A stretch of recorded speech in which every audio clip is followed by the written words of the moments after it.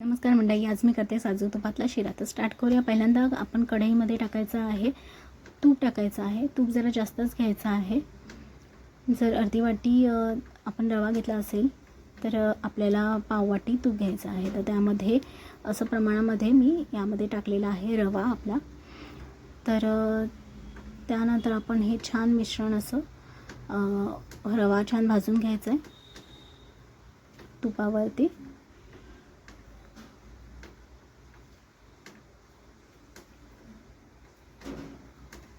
रवा मस्त खमंग असं भाजून घ्यायचं आपल्याला.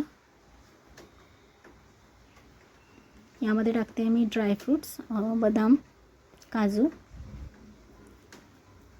ते आधीच टाकायचे जेणेकरून ते छान असे भाजले जातात.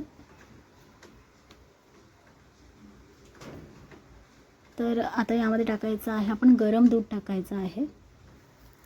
यामध्ये इथे गरम दूध टाकलं तर शिरा असा मोकळा होतो, त्यामुळे गरम दूध यामध्ये टाकायचं आहे.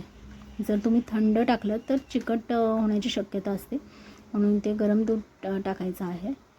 यामध्ये टाकले मी मनुके नेहमी शेवटी टाकते मी. तर यामध्ये टाकायचे आहे आपण चवीनुसार, आवडीनुसार साखर.